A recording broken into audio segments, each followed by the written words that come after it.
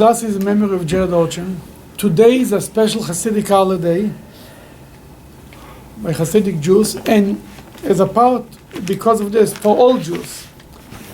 92 years ago, today, the President Chabad Rebbe was released from jail in the Soviet Union from the communists.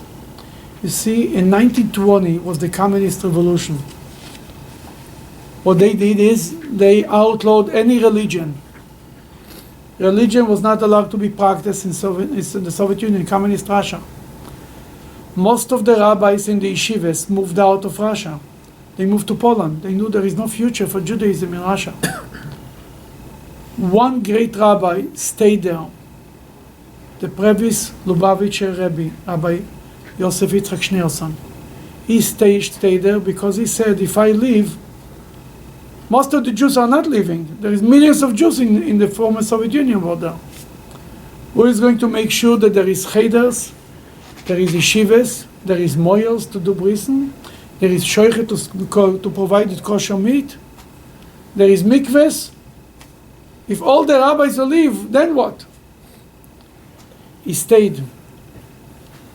And he created an underground system of sending out young men to teach Torah to children. They used to go, they hide them in cellars and in basement and teach 5 kids there, 3 kids there, 2 kids there, going from house to house. It was illegal. And when they were caught, they were taken to jail, they were sent to Siberia, and many of them were shot to death. And one was arrested, and the Rebbe sent another one, and another one, and another one. He was ready to be killed, and he was ready, and he sent his people. Mrs. Kazen, who just passed away a few months ago, her grandfather was a moyel in 1938. He was arrested and shot a few weeks later. I never saw him again. That was it. And many, many, many like this.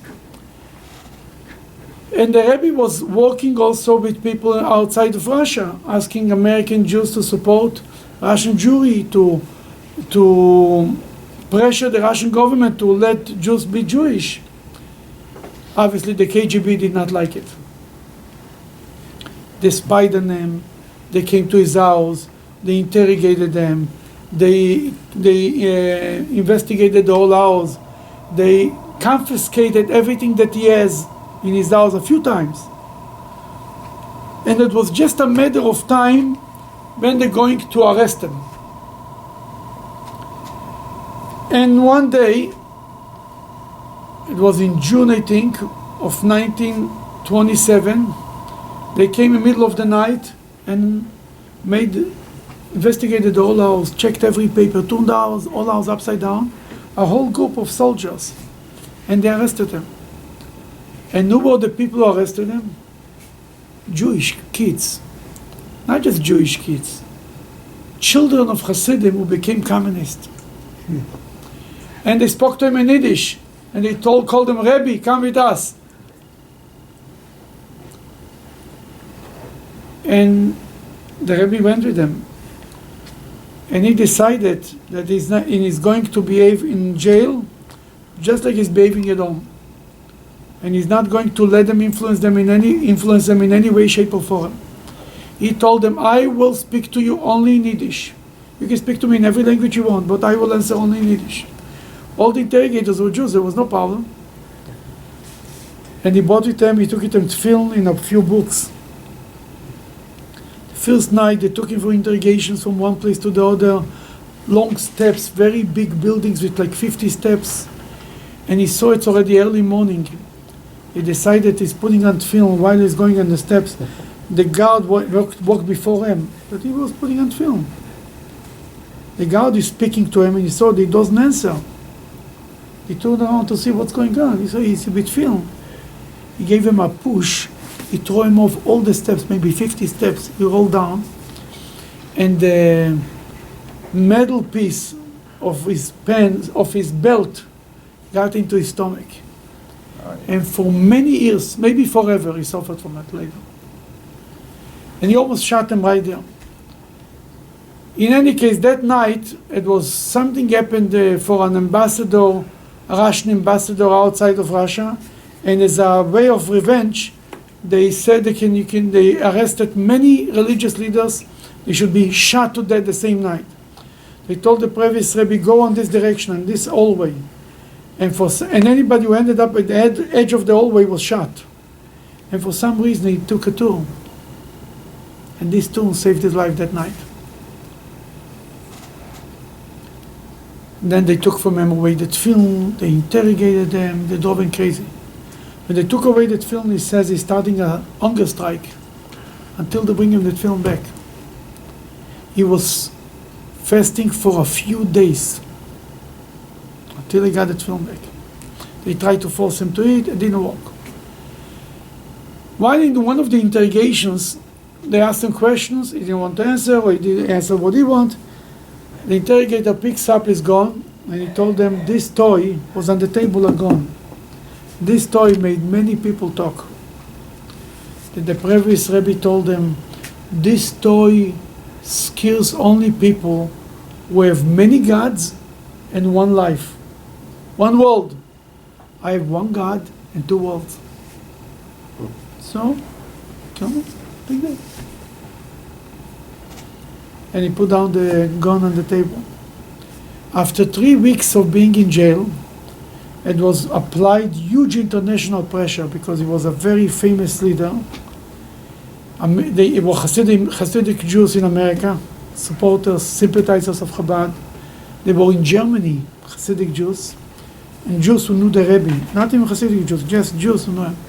And in Latvia, these three governments applied huge pressure on the Russian government, and they decided to, in the beginning he had a death sentence, then they changed it to 10 years in Siberia, exile in a Siberian island. Then they changed it to 3 years in Kostroma, was a city in Russia, far away. They called them into the office and they told them, you will be released from jail and you'll be sent to exile in Kostroma. You'll be released on a Thursday, and you go to your home for 5 hours, then you have to take the train from St. Petersburg, where he lived, to take you to Kostroma. Then they asked him, when is he going to arrive to Kostroma? They told him, you'll arrive on Shabbat. He said, on Shabbos, I'm not driving. I'm not on the train on Shabbos. They said, it means you have to stay in jail until Sunday. He said, no, stay in jail. I'm not going away.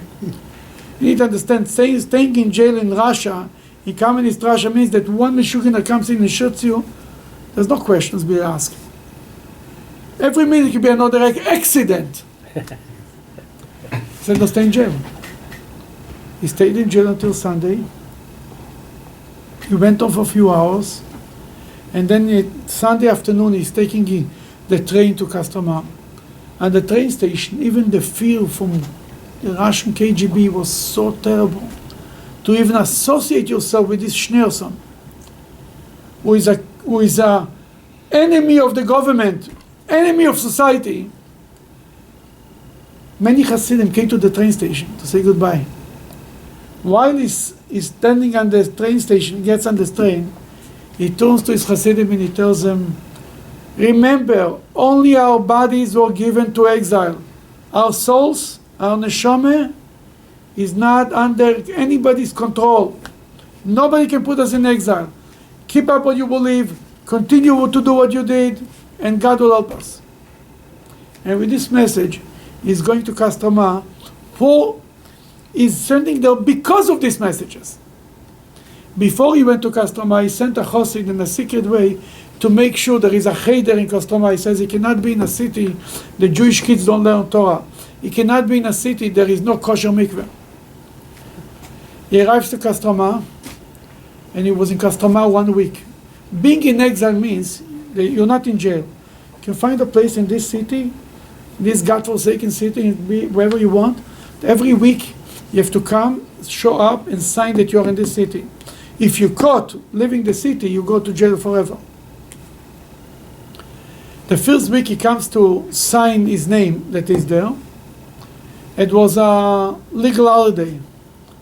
That they told them there was one secretary there just to receive, to have the people come to sign and things like this, emergencies.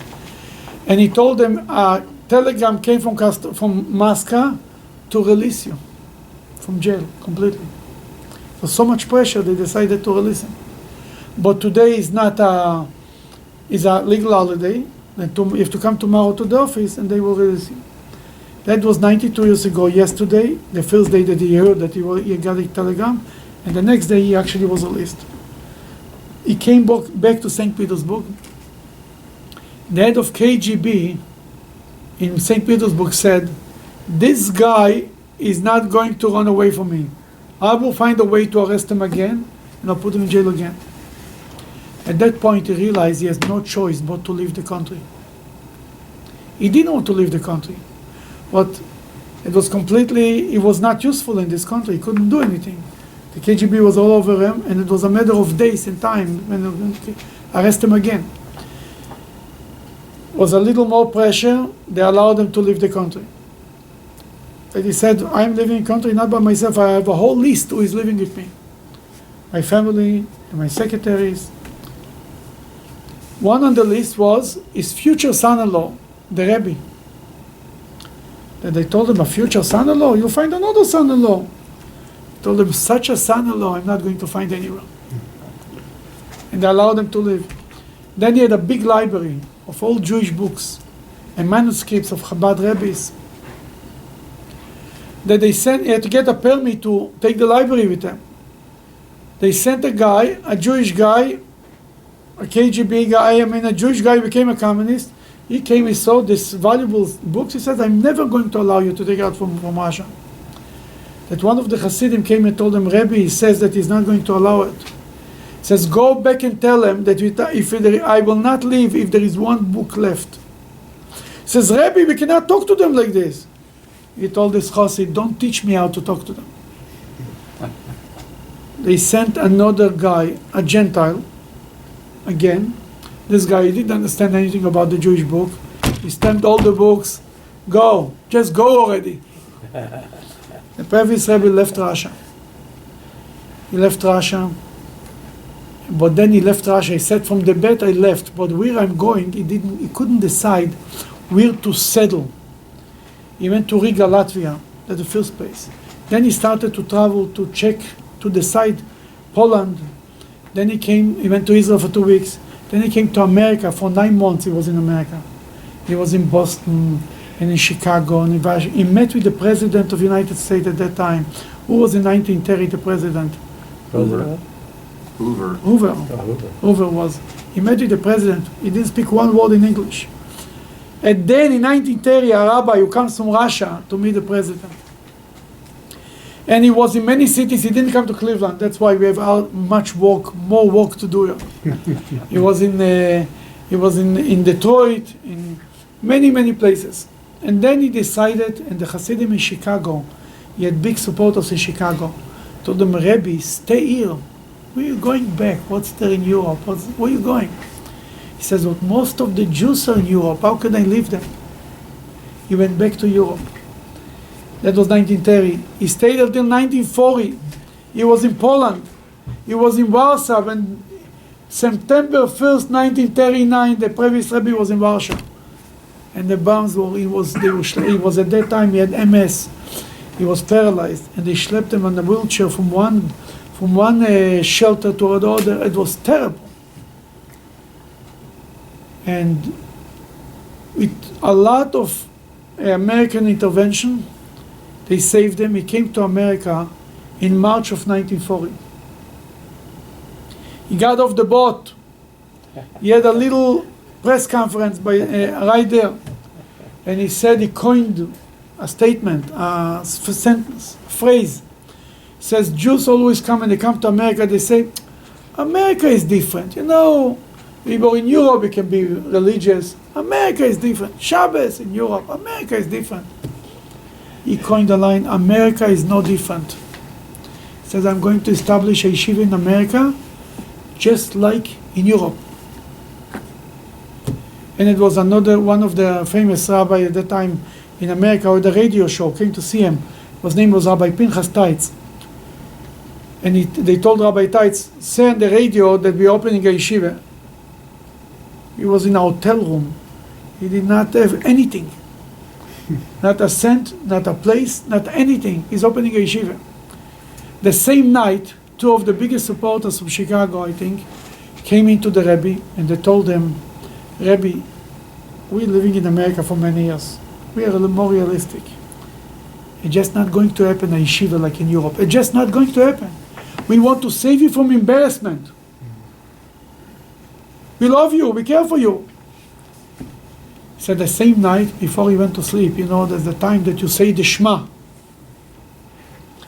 Before you go to sleep, you reflect on your day. He reflected on his day and he cried. He said to himself, if his best friends, his biggest supporters, don't believe that the yeshiva could be opened, who will? Guess what? A week later, he had 10 yeshiva students in a synagogue in Borough Park beginning the yeshiva. And the rest is history. Then today, it all started today when he was released from jail. And that's what pushed him. He had no choice but to come to America and move the whole Hasidic movement to the United States and later become a much more bigger influence on the rest of the world because America is the superpower. And then today is the day of redemption. Just like we celebrate Pesach, the day of being redeemed from Egypt. Because the previous Rebbe came out from jail, he wrote a letter later, not only I was released from jail, but really everyone who is Jewish and everybody who is connected to Judaism, because it wasn't against them personally. It was against what he represented. Then today we have to learn one thing. It might be the biggest regime. Russian government, the communist government, the Soviet Union. One man was able to overcome them. And eventually, communism fell apart without one bullet. And Chabad has today 5,000 couples all over the world are spreading Judaism.